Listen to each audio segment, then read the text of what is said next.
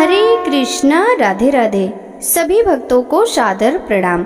आप सभी भक्तों का दिन शुभ एवं मंगलमय हो। आज आषाढ़ मास के कृष्ण पक्ष का 10वां दिन है। आज दिनांक है 21 जून और दिन है शनिवार। आज 10वीं तिथि सुबह 7:18 तक रहेगी और बाद में एकादशी तिथि प्रारंभ हो जाएगी। आज सूर्योदय का समय सुबह 5:46 पर और सूर्यास्त का समय शाम 7:11 पर होगा। ब्रह्म मुहूर्त सुबह 4:10 से सुबह 4:58 तक रहेगा।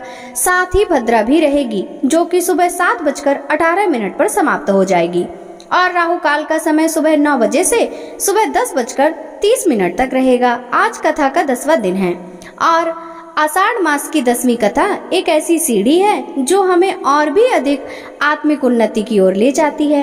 यह मास सिर्फ सुनने का नहीं, अपने भीतर परिवर्तन लाने का भी है। आज की कथा आरंभ करने से पहले हम सभी प्रार्थना करते हैं, हे श्री कृष्ण, हमें ऐसा विवेक दीजिए कि हम मोह और माया से ऊपर उठकर सच्चे प्रेम और सेवा के मार्ग पर चल सकें। आपका नाम ही हमारे लिए सबसे बड़ा संबल है।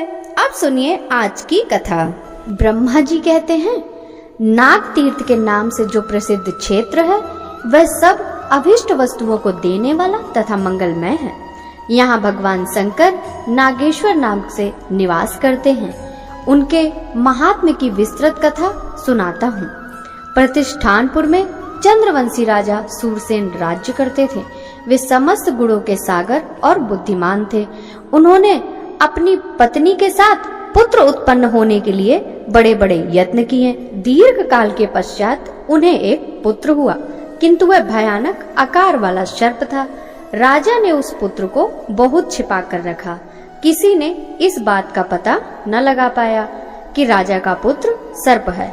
अंतःपुर अथवा बाहर का मनुष्य भी इस भेद से परिचित न हो सका। माता पिता के सिवा धाय, अमात्य और पुरोहित भी यह बात नहीं जानते थे। उस भयंकर सर्प को देखकर पत्नी सहित राजा को प्रतिदिन बड़ा संताप होता था। वे सोचते, सर्प रूप पुत्र की अपेक्षा तो पुत्रहीन रहना ही अच्छा है। वह तो बहुत बड़ा सर्प, किंतु बातें मनुष्य की करता है। उससे पिता से मेरे चूड़ाकरण, उपनयन तथा वेदाध्ययन संस्कार कराइए।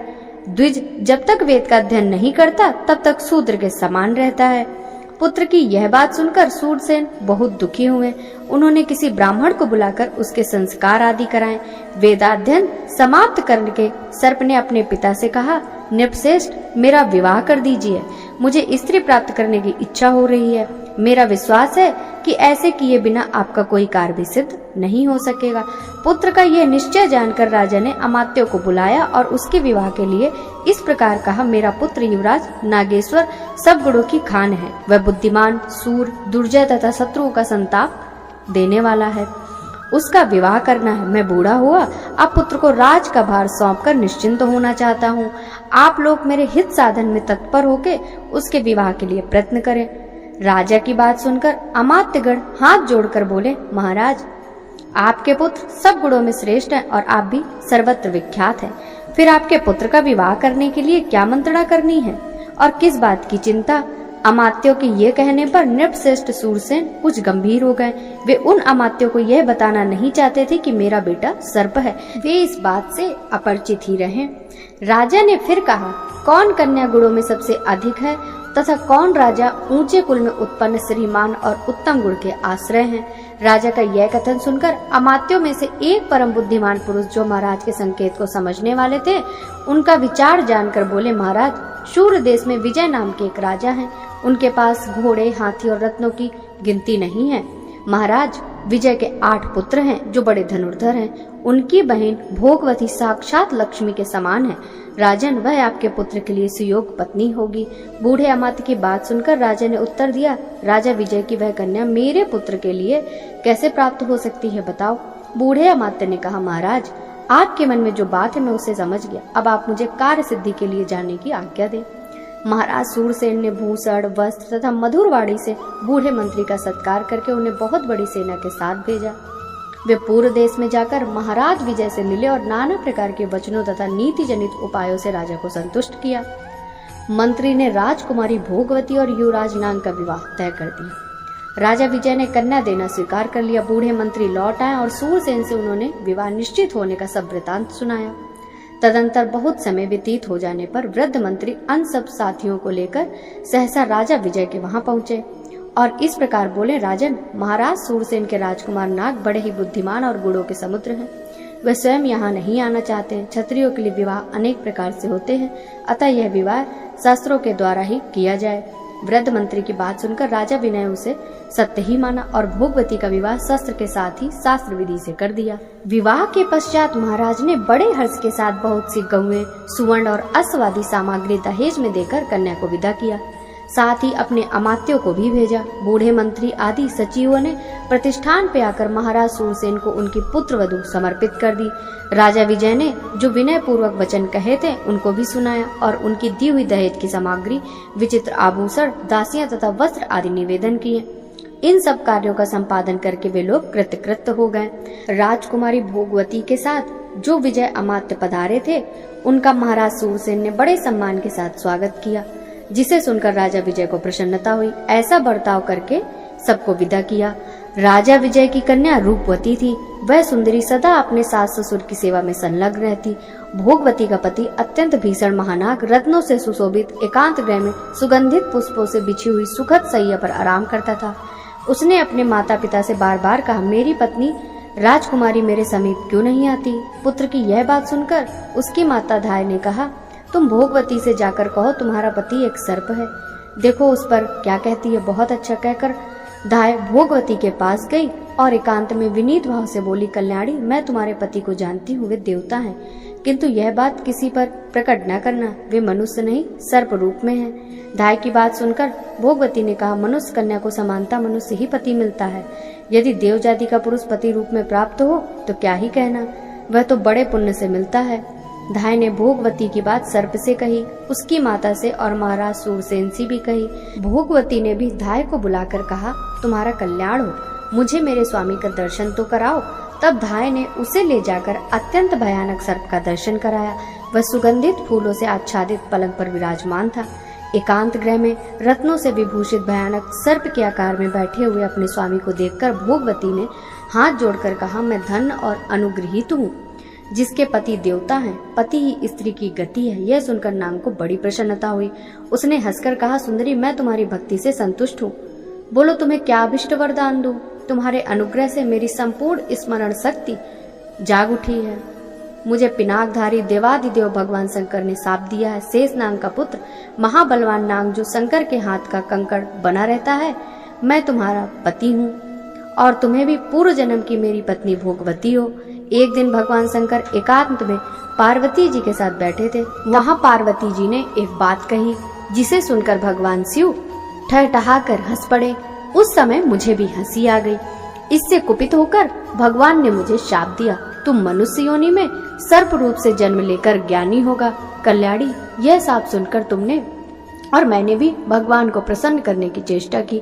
तब उन्होंने कहा, जब तुम गौतमी के तट पर मेरा पूजन करोगे और मैं तुम्हारे अंतःकरण में ज्ञान का आधान करूंगा, उस समय तुम भोगवती के प्रसाद से शाप मुक्त हो जाओगे।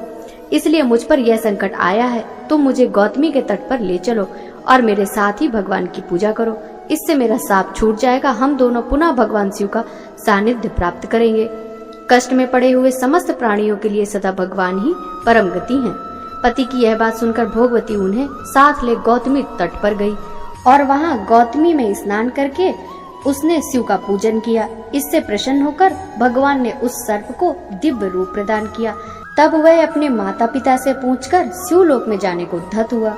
यह जानकर पिता ने कहा, बेटा, तुम एक ही मेरे पुत्र और युवराज हो, इसलिए इस समस्त राज्य का पालन करो और बहुत से पुत्र उत्पन्न करके मेरे स्वर्ग गमन के पश्चात शिवलोक में जाओ। पिता का यह कथन सुनकर नागराज ने कहा, अच्छा, ऐसा ही करूंगा। फिर वह इच्छानुसार रूप धारण करके अपनी पत्नी के साथ रहने लगे।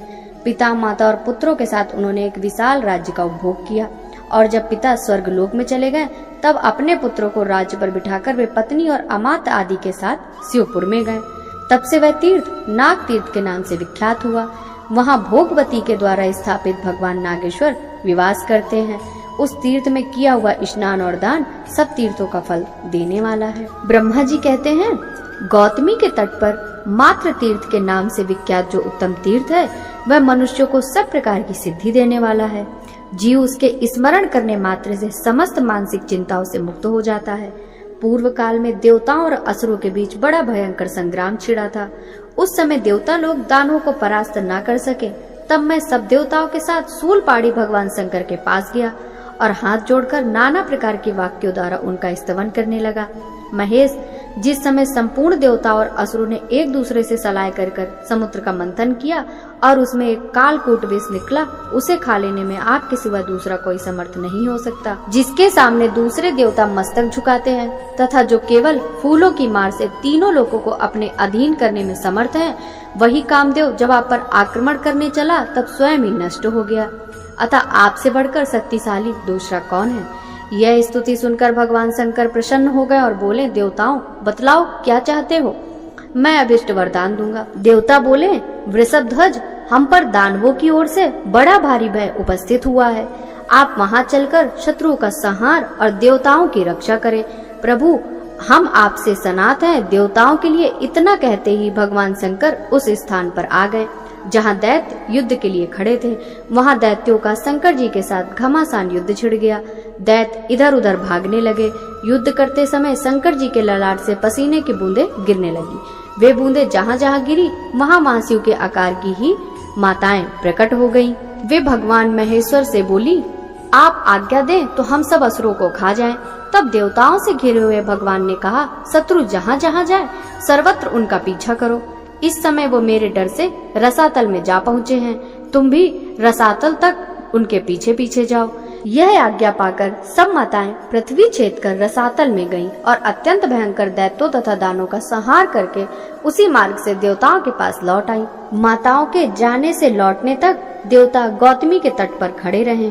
लौटने पर देवताओं ने माताओं को वर दिया, संसार में जिस प्रकार शिव की पूजा होती है उसी प्रकार माताओं की भी हो।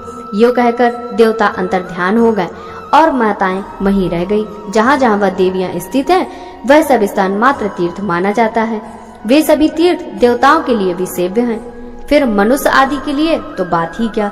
शिव जी के कथनानुसार उन तीर्थों में किया हुआ स्नान, दान और तर्पण सब अक्षय होता है। जो मनुष्य मात्र तीर्थों के इस उपाख्यान को प्रतिदिन सुनता, स्मरण रखता और पढ़ता है, वह दीर्घायु और सुखी होता है। मात्र तीर्थों के अंतर अविघ्न तीर्थ है जो सब विघ्नों का नाश करने वाला है। नारद, वहाँ का वृतांत भी बतलाता हूँ, भक्ति पूर्वक सुनो। एक बार गौतमी के उत्तर तट पर देवताओं का यज्ञ आरंभ हुआ, किंतु विघ्न दोष के कारण उसकी समाप्ति नहीं हुई। तब सब देवताओं ने मुझसे और भगवान विष्णु से इसका कारण पूछा। उस समय मैं ध्यानस्थ होकर कारण का पता लगाया और कहा, इसमें गणेश जी विघ्न डाल रहे हैं, इसलिए इस यज्ञ की समाप्ति नहीं हो पाती। अतः सब लोग आदि देव विनायक की स्तुति करें। मेरा आदेश मानकर सब देवता गौतमी में स्नान करके आदि देव गणेश की भक्ति पूर्वक स्तुति करने लगे। देवता बोले, सदा सब कार्यों में संपूर्ण देवता तथा शिव, विष्णु और ब्रह्मा जी भी, जिनका पूजन नमस्कार चिंतन है, उन विघ्नराज गणेश की हम शरण लेते हैं। विघ्नराज गणेश के समान मनोवांछित फल देने वाला कोई देवता नहीं है। ऐसा निश्चय कर त्रिपुरारु महादेव जी ने त्रिपुरवत के समय पहले उनका पूजन किया, जिनका ध्यान करने से संपूर्ण देहधारियों के मनोरथ पूर्ण हो जाते हैं। वे अंबिकानंदन गणेश इस महायज्ञ में शीघ्र ही हमारे विघ्नों का निवारण करें। देवी पार्वती के चिंतन मात्र से ही गणेश जी जैसा पुत्र उत्पन्न हो गया। इससे संपूर्ण जगत में महान उत्सव छा गया। यह बात उन देवताओं ने अपने मुख से कही थी जो नवजात शिशु के रूप में गणेश जी को नमस्कार करके कृतार्थ हुए थे। माता की गोद में बैठे हुए और माता के मना करने पर भी उन्होंने पिता के ललाट में स्थित चंद्रमा को बलपूर्वक पकड़कर उनकी जटाओं में छिपा दिया। यह गणेश जी का बाल विनोद था। यद्यपि वे पूर्ण तृप्त थे तो भी अधिक देर तक माता के स्तनों का दूध इसलिए पीते रहे कि कहीं बड़े भैया कार्तिकेय जी आकर न पीने लगे। उनकी बुद्धि में बाल स्वभाववश भाई के प्रति ईर्षा भर गई थी। यह देखकर भगवान शंकर ने विनोदवश कहा, विघ्नराज, तुम बहुत दूध पीते हो, इसलिए लंबोदर हो जाओ। ये कहकर उन्होंने उनका नाम लंबोदर रख दिया। देव समुदाय से घिरे हुए महेश्वर ने कहा, बेटा, तुम्हारा नृत्य होना चाहिए। यह सुनकर उन्होंने अपने घुंघरू की आवाज से ही शंकर जी को संतुष्ट कर दिया। इससे प्रसन्न होकर शिव जी ने अपने पुत्र को गणेश के पद पर अभिषिक्त कर दिया। जो एक हाथ में विघ्नपाश और दूसरे कंधे पर कुठार लिए रहते हैं तथा पूजा न पाने पर अपनी माता के कार्य में भी विघ्न डाल देते हैं। उन विघ्नराज के समान दूसरा कौन है जो धर्म, अर्थ और काम आदि में सबसे पहले पूजनीय है? अथवा देवता और असुर भी प्रतिदिन जिनकी पूजा करते हैं, जिनके पूजन का फल कभी नष्ट नहीं होता, उन प्रथम पूजनीय गणेश को हम अपने मस्तक नवाते हैं, जिनकी पूजा से सबको प्रार्थना के अनुरूप सब प्रकार के फल की सिद्धि दृष्टि गोचर होती है, जिन्हें अपने स्वतंत्र सामर्थ्य पर अत्यंत गर्व है। उन बंधुप्रिय मूषक वाहन गणेश जी की हम स्तुति करते हैं, जिन्होंने अपने सरस, संगीत, नृत्य, समस्त मनोरथ की सिद्धि तथा विनोद के द्वारा माता पार्वती को पूर्ण संतुष्ट किया। उन अत्यंत संतुष्ट हृदय वाले श्री गणेश जी की हम शरण लेते हैं।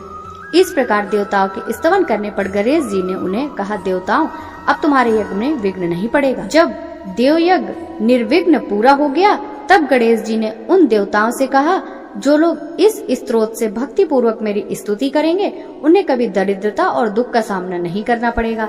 जो इस तीर्थ में आलस्य छोड़कर भक्ति पूर्वक स्नान और दान करेंगे, उनके शुभ कार्य निर्विघ्न सिद्ध होंगे। इस बात का आप लोग भी अनुमोदन करें। उनके इतना कहने के साथ ही देवताओं ने एक स्वर में कहा, ऐसा ही होगा। यज्ञ समाप्त होने पर देवता अपने अपने स्थान को चले गए। तब से वह तीर्थ अविघ्न तीर्थ कहलाने लगा। वह मनुष्य की समस्त कामनाओं को पूर्ण करने वाला तथा समस्त विघ्नों को मिटाने वाला है। अविघ्न तीर्थ के बाद शेष तीर्थ है, वह भी समस्त अभिष्ट वस्तुओं को देने वाला है। मैं उसके स्वरूप का वर्णन करता हूँ। रसातल के स्वामी महानाग से संपूर्ण नागों के साथ रसातल में रहने के लिए गए, परंतु राक्षसों, दैत्यों और दानवों ने, जिनका रसातल में पहले ही प्रवेश हो चुका था, नागराज को वहां से निकाल दिया। तब से वे मेरे पास आकर बोले, भगवान, आपने राक्षसों को तथा हम लोगों को भी रसातल दे रखा है, किंतु दैत्य और राक्षस हमें वहां स्थान नहीं देना चाहते, इसलिए आपकी शरण में आया हूँ। तब मैंने नाग से कहा, तुम गौतमी के तट पर जाओ, वहां महादेव जी की स्तुति करने से तुम्हारा मनोरथ पूर्ण होगा। उनके सिवा दूसरा तीनों लोकों में कोई ऐसा नहीं है जो सबके मनोरथ सिद्ध कर सके। मेरे कहने से शेषनाग वहां गए और गंगा में स्नान करके हाथ जोड़कर देवेश्वर महादेव जी की स्तुति करने लगे। तीनों लोकों के स्वामी भगवान शंकर को नमस्कार कर, जो दक्ष यज्ञ के विध्वंस, जगत के आदि विधाता और त्रिभुवन रूप हैं, उन भगवान शिव को नमस्कार है। जिनके सहस्त्रों मस्तक हैं, उन भगवान सदाशिव को नमस्कार है। सबका संहार करने वाले रुद्रदेव को नमस्कार है। भगवान आप सोम, सूर्य, अग्नि और जल रूप हैं, आपको नमस्कार है। सदा सर्वदा सर्वस्वरूप और काल रूप हैं, उन भगवान शिव को नमस्कार है। सर्वेश्वर शंकर मेरी रक्षा कीजिए, सर्वव्यापी सोमेश्वर मेरी रक्षा कीजिए। जगन्नाथ आपको नमस्कार है, मेरे मनोरथ पूर्ण कीजिए। इस स्तुति से प्रसन्न होकर महेश्वर ने नागराज को मनवांछित वर दिया। जो देवताओं से शत्रुता रखने वाले दैत्य, दानव तथा राक्षसों के विनाश में सहायक था, भगवान ने शेषनाग को शूल देकर कहा, इससे अपने शत्रुओं का संहार करो। भगवान शिव की यह आज्ञा पाकर शेषनाग सर्पों के साथ रसातल में गए। वहां उन्होंने शूल से अपने शत्रु, दैत्य, दानव तथा राक्षसों का वध किया और फिर भगवान शिवेश्वर का दर्शन करके वे गौतमी तट पर लौट आए। नागराज जिस मार्ग से आए थे, उसमें रसातल में वहां तक छेद हो गया।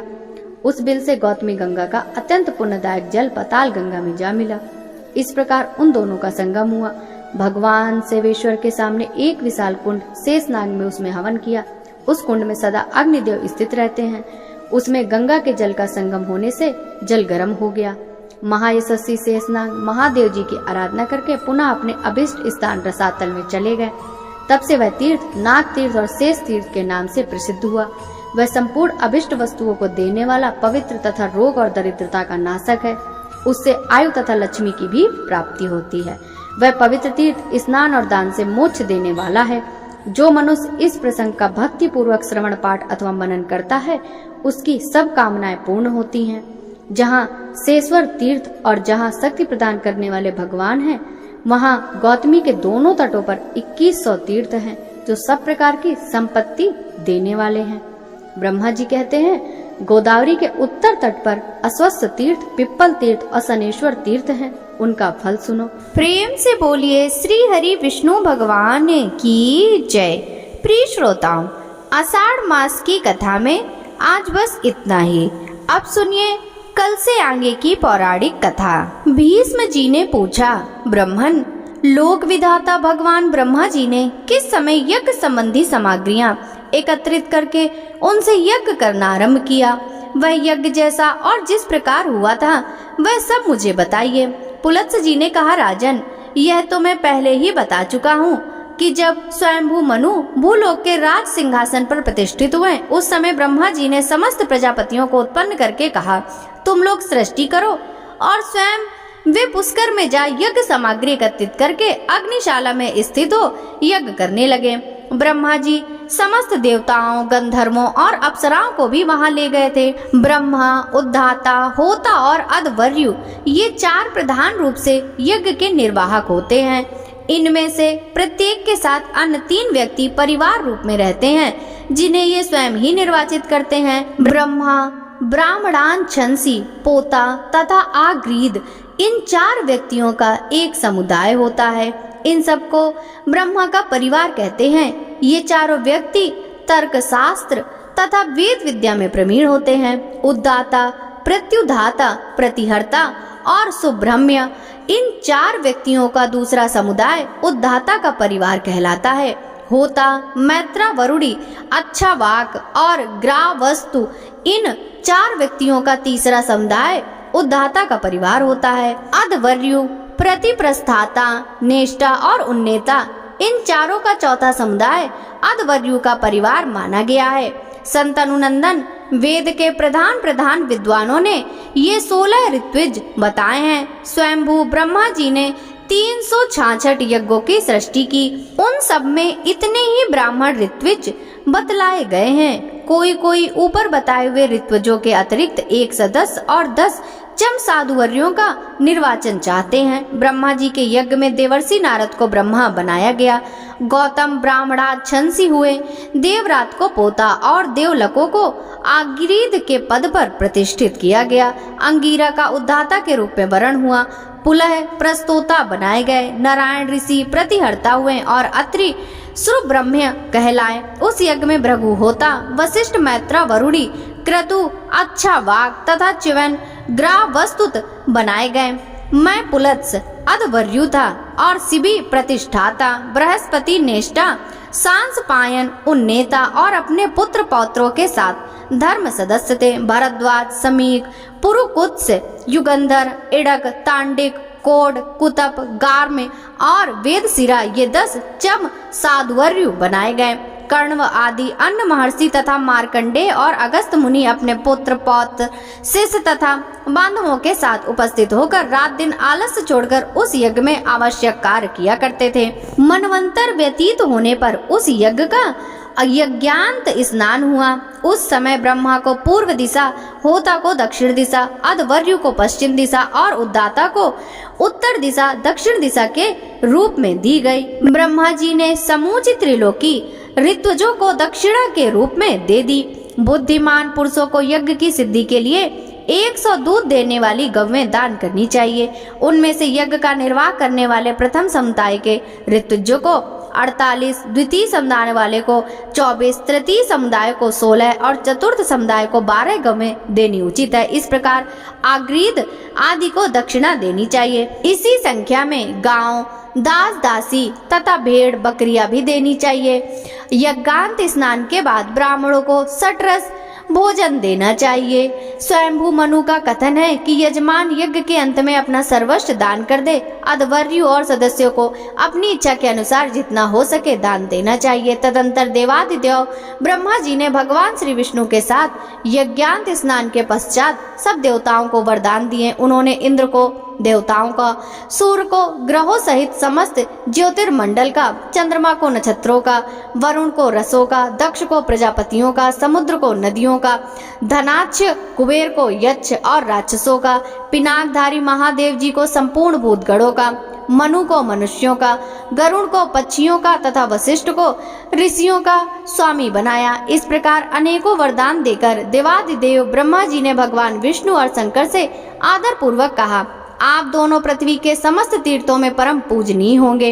आपके बिना कभी भी कोई तीर्थ पवित्र नहीं होगा। जहाँ कहीं शिवलिंग या विष्णु की प्रतिमा का दर्शन होगा, वहीं तीर्थ परम पवित्र और श्रेष्ठ फल देने वाला हो सकता है। जो लोग पुष्प आदि वस्तुओं की भेंट चढ़ाकर आप लोगों की तथा मेरी पूजा करेंगे, उन्हें कभी रोग का भय नहीं होगा। जिन राज्यों में मेरा तथा आप लोगों का पूजन आदि होगा, वहाँ भी क्रियाएं सफल होंगी तथा और भी जिन जिन फलों की प्राप्ति होगी उन्हें सुनिए। वहाँ की प्रजा को कभी भी मानसिक चिंता, शारीरिक रोग, दैवी उपद्रव और क्षुधा आदि का भय नहीं होगा। प्रियजनों से वियोग और अप्रिय मनुष्यों से संयोग की भी संभावना नहीं होगी। यह सुनकर भगवान श्री विष्णु बोले, जिसका कभी अंत नहीं होता, जो विशुद्ध चित्त और आत्म स्वरूप हैं, जिनके हजारों भुजाएं हैं, जो सहस्त्र किरणों वाले सूर्य की भी उत्पत्ति के कारण हैं, जिनका शरीर और कर्म दोनों अत्यंत शुद्ध हैं, उन सृष्टिकर्ता ब्रह्मा जी को नमस्कार है, जो समस्त विश्व की पीड़ा हरने वाले, कल्याणकारी, सहस्त्रों सूर्य और अग्नि के समान प्रचंड, तेजस्वी, संपूर्ण विद्वाओं के आश्रय, चक्रधारी तथा समस्त ज्ञानेंद्रियों को व्याप्त करके स्थित हैं, उन परमेश्वर को सदा नमस्कार है। प्रभु, आप अनादि देव हैं, अपनी महिमा से कभी च्युत नहीं होते, इसलिए अच्युत हैं। आप शंकर रूप से शेष नाग का मुकुट धारण करते हैं, इसलिए शेष शेखर हैं। महेश्वर, आप ही भूत और वर्तमान के स्वामी हैं। सर्वेश्वर, आप मरुदगणों के, जगत के, पृथ्वी के तथा समस्त भुवनों के पति हैं। आपको सदा प्रणाम है। आप ही जल के स्वामी वरुण, क्षीरसाई नारायण, विष्णु शंकर, पृथ्वी के स्वामी, विश्व का शासन करने वाले, जगत को नेत्र देने वाले, चंद्रमा, सूर्य, अच्युत, वीर, विश्व रूप, तर्क के अविषय, अमृत स्वरूप और अविनाशी हैं। प्रभु, आपने अपने तेज स्वरूप प्रज्वलित अग्नि की ज्वाला से समस्त भुवन मंडल को व्याप्त कर रखा। आप हमारी रक्षा करें। आपके मुख सबोर हैं। आप समस्त देवताओं की पीड़ा हरने वाले, अमृत स्वरूप और अविनाशी हैं। मैं आपके अनेकों मुख देख रहा हूँ। आप शुद्ध अंतःकरण वाले, पुरुषों की परम गति और पुराण पुरुष हैं। आप ही ब्रह्मा, शिव तथा जगत के जन्मदाता हैं। आप ही सबके परदादा हैं।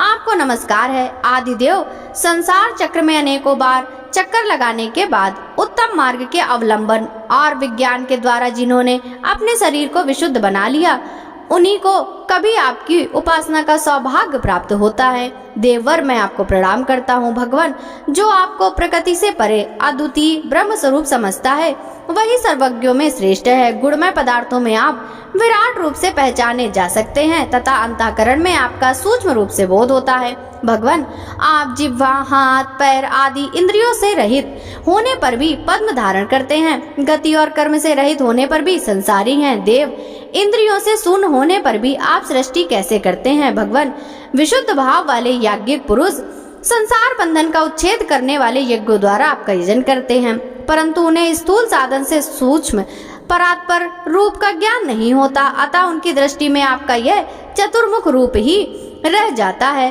अद्भुत रूप धारण करने वाले परमेश्वर, देवता आदि भी आपके उस परम स्वरूप को नहीं जानते, अतः वे भी कमलासन पर विराजमान उस पुरातन विग्रह की ही आराधना करते हैं, जो अवतार धारण करने से उग्र प्रतीत होता है।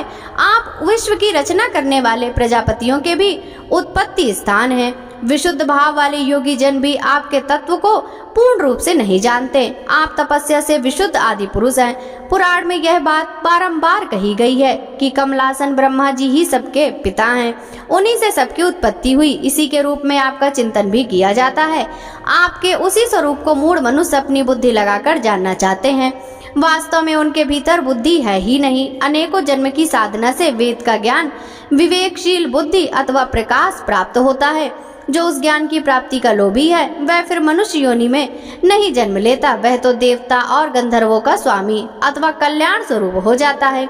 भक्तों के लिए आप अत्यंत सुलभ हैं। जो आपका त्याग कर देते हैं, आपसे विमुख होते हैं, वे नरक में पड़ते हैं। प्रभु, आपके रहते इन सूर्य, चंद्रमा, वसु, मरुदगण और पृथ्वी आदि की क्या आवश्यकता है?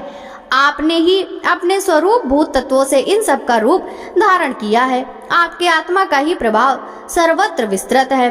भगवान आप अनंत हैं। आप मेरी की हुई यह स्तुति स्वीकार करें। मैंने हृदय को शुद्ध करके समाहित हो आपके स्वरूप के चिंतन में मन को लगाकर यह स्तवन किया है। प्रभु आप सदा मेरे हृदय में विराजमान रहते हैं। आपको नमस्कार है। आपका स्वरूप सबके लिए सुगम सुबोध नहीं है, क्योंकि आप सबसे पृथक सबसे परे हैं। ब्रह्मा जी बोले, केशव इसमें संदेह नहीं कि आप सर्वज्ञ और ज्ञान की राशि हैं। देवताओं में आप सदा सबसे पहले पूजे जाते हैं। भगवान श्री विष्णु के बाद रुद्र ने भी भक्ति से नतमस्तक होकर ब्रह्मा जी का इस प्रकार स्तवन किया। कमल के समान नेत्र वाले देवेश्वर आपको नमस्कार है। आप संसार की उत्पत्ति के कारण हैं और स्वयं कमल से प्रकट हुए हैं। आपको नमस्कार है। प्रभु आप देवता और असुरों के भी पूर्वज हैं। आपको प्रणाम है। संसार की सृष्टि करने वाले आप परमात्मा को नमस्कार है। संपूर्ण देवताओं के ईश्वर आपको प्रणाम है। सबका मोह दूर करने वाले जगदीश्वर आपको नमस्कार है। आप विष्णु की नाभि से प्रकट हुए हैं। कमल के आसन पर आपका आविर्भाव हुआ है। आप मूंगे के समान लाल अंगों तथा कर पल्लवों से शोभायमान हैं। आपको नमस्कार है। नाथ आप किन किन तीर्थ स्थानों में विराजमान हैं तथा इस पृथ्वी पर आपके स्थान किस किस नाम से प्रसिद्ध हैं? ब्रह्मा जी ने कहा, पुष्कर में मैं देव श्रेष्ठ ब्रह्मा जी के नाम से प्रसिद्ध हूँ। गया में मेरा नाम चतुर्मुख है। कान्यकुब्ज में देवगर्भ और भृगु कच्छ में पितामह कहलाता हूँ। कावेरी के तट पर सृष्टिकर्ता, नंदीपुरी में बृहस्पति, प्रभास में पद्म जन्मा, वानरी में सुरप्री, द्वारिका में ऋग्वेद, विदिशापुरी में भुवनाथिप, पौंड्रक में पुंडरीकाच, हस्तिनापुर में पिंगाच, जयंती में विजय, पुष्करावत में जयंत, उग्र देश में पद्महस्त, श्यामलापुरी में भवरुद, अक्षिप में जयानंद, कांतिपुरी में जनप्रिय, पाटलिपुत्र में ब्रह्मा, ऋषिकुंड में मुनि, महिला रूप में कुमुद, श्रीनिवास में श्रीकंठ, काम रूप में सुभाकर, काशी में शिवप्रिय, मल्लिका में विष्णु, महेंद्र पर्वत पर भार्गव, गोनर्द देश में स्थविराकार, उज्जैन में पितामह, कौशाम्बी में महाबोध, अयोध्या में राघव, चित्रकूट में मुनीन्द्र, विंध्य पर्वत पर वाराह, गंगा द्वार में परमेष्टि, हिमालय में शंकर, देविका में श्रुचा हस्त, चतुष्पथ में स्त्रु हस्त, वृंदावन में पद्मपाणि, नैमी सारण्य में कुशहस्त, गोपलक्ष में गोपिंद्र, यमुना तट पर सुचंद्र, भगीरथ के तट पर पद्म तनु, जन स्थान में जनानंद, कोंकण देश में मद्राच, काम्पिल में कनकप्री, खीटक में अन्नदाता, कुश स्थल में शंभु, लंका में पुलत्स, काश्मीर में हंस वाहन, आबू में वशिष्ठ, उत्पलावत में नारद, मेधक में श्रुतिदाता, प्रयाग में यजु सांपति, यज्ञ पर्वत पर सामवेद, मधुर में मधुर प्रिय, अंकोलक में यज्ञगर्भ, ब्रह्मवाह में सुतप्रिय, गोमंत में नारायण, विदर्भ में द्विजप्रिय, ऋषि वेद में दुराधर्ष, पंपापुरी में सुरमर्दन, विरजा में महारूप, राष्ट्रवर्धन में स्वरूप, मालवी में प्रथुदर, शाकंभरी में रसप्रिय, पिंडारक क्षेत्र में गोपाल, भोगवर्धन में सुस्कंद, कादम्बक में प्रजाध्यक्ष, समस्थल में देवाच्य, भद्रपीठ में गंगाधर, सुपीठ में जलमाली, त्र्यंबक में